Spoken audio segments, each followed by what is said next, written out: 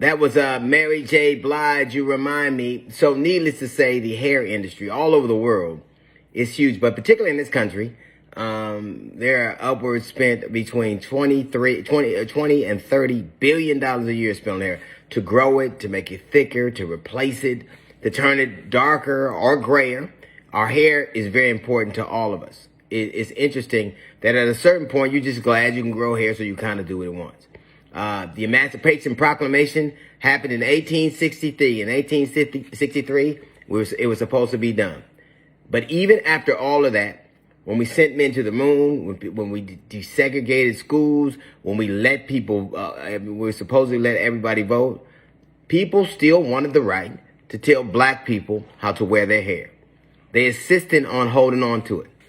There have been a black president, and still people wanted the right to tell black people how to wear their hair. There's been a black vice president, a female vice president, historical, and still people wanted to tell black people how to wear their hair. What is so interesting is that this is a nation that extols the virtues of freedom on a constant basis. We've been to war because people thought their freedom was infringed upon. People have attacked the Capitol because they thought their freedom was infringed upon. There have been arguments and murders because people thought their rights were infringed upon.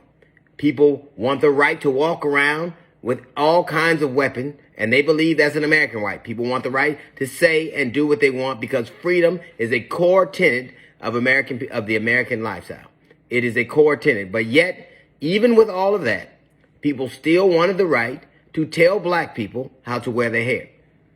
They wanted the right to tell them what was appropriate for them, whether they could be in school with it or in office with it, or they could play sports with it. They have insisted on all the freedoms that they want for themselves. They insisted on the right to tell black people what they deemed appropriate for their hair. Freedom, as I said earlier, is a core tenet of America. We're the freest place on earth, but still black people could be told how to wear their hair, and people fought for the right to do it. They insisted on the right to do it. They insisted on the right to infringe their right, their ideas of what was proper and appropriate on black people just because they could. Let me ask you something.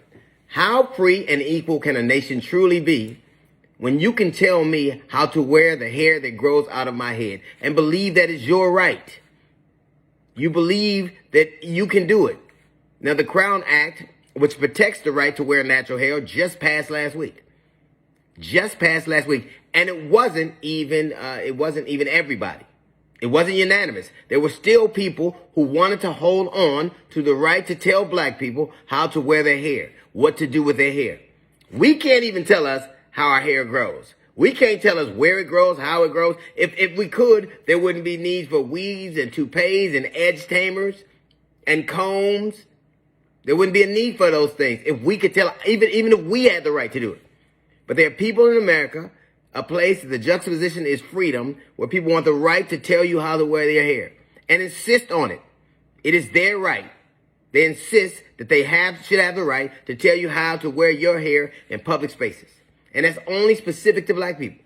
I don't know what's so mysterious about our hair, but this is the land of freedom.